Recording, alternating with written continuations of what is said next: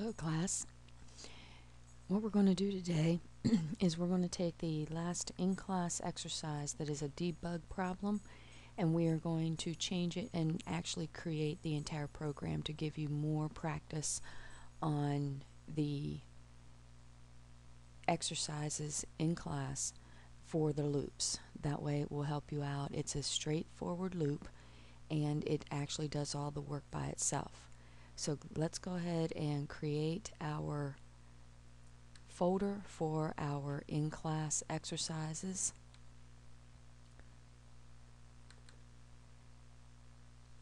And I've already created my folder for square, because that's what this program is going to do. You can call it problem 5, whatever you want to call it. That is totally up to you. But let's take a look at the problem statement. You're going to create the proper documentation for an application which prints the following for every number 1 through 5. We're going to do the number, the square, the root, and the cube. So let's go ahead and digest this. We do not have any input for this.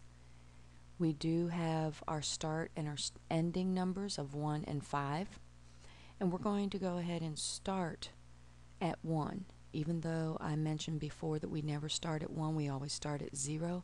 I'm making it easier on you to do this program. So let's go ahead and start Microsoft Excel.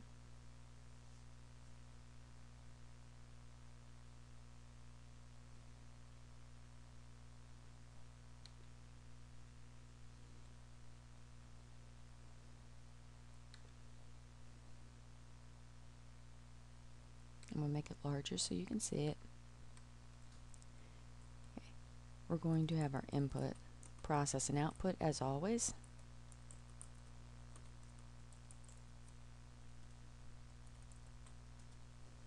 For our input, we're going to have 2 items that we have to declare.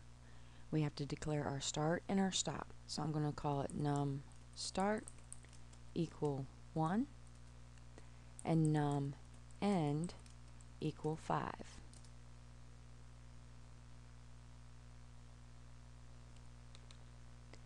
For our output, we obviously have to do our num start, so we have the original number output.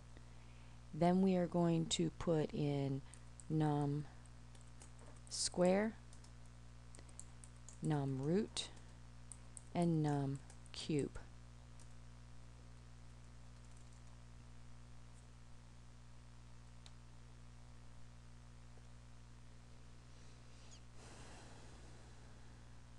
For our process, this is where we use our while loop, and we started out with while,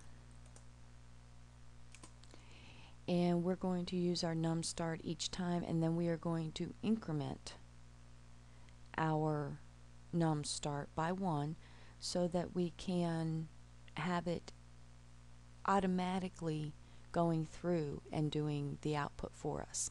So we'll do our num start greater than num end, and while it is not greater than num end, it's going to go through the loop. Okay.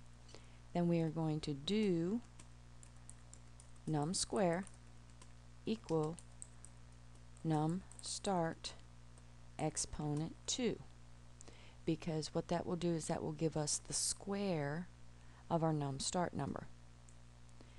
For num root,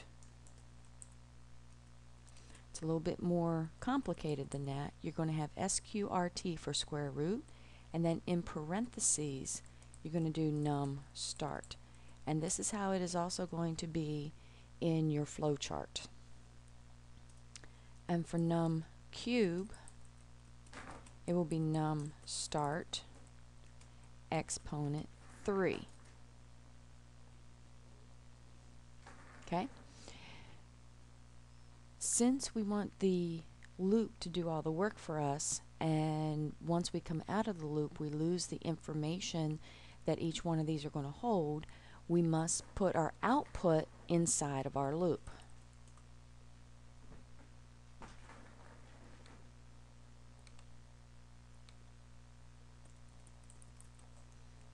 We're going to do output num start, output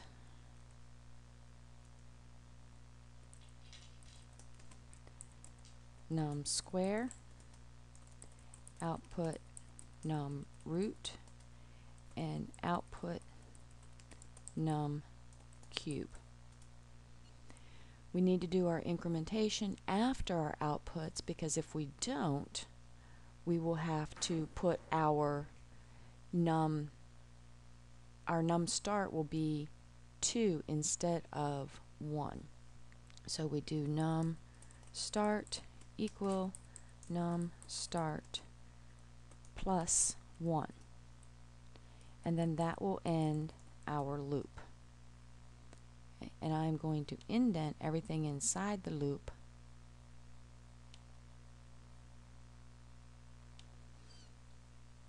And that's basically all that we have for our loop and our IPO chart. Now we do need to do a desk check, and the way that we're going to do our desk check is very simple. We're going to have 5 different ones because we have 5 numbers we have to get the square, the root, and the cube for. So in your desk check, okay, I'm just going to copy all of this and paste it down here.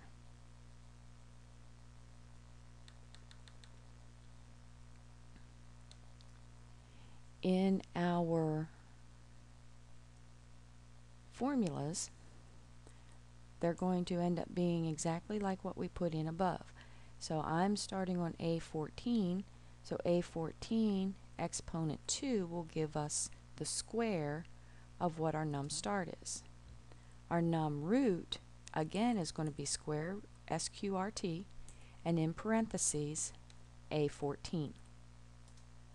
And our cube is going to be A14 exponent 3. Okay. Then what we are going to do is we're going to copy this, and we're going to paste it 4 times.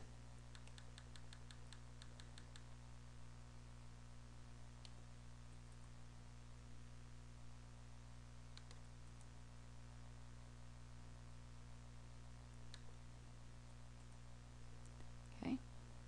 Then we can go back up here to the beginning. Sorry about that. I hit my escape key to go back up and get rid of the copying. And we can put in 1 here, 2, and you'll notice it's putting in all of the answers for us.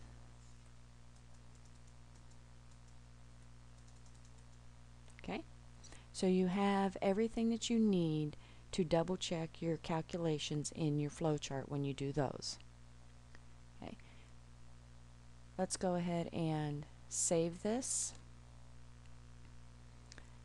And of course we have to maneuver to our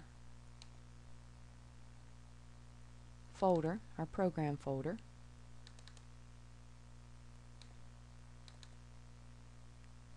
And I already have one in there, but it's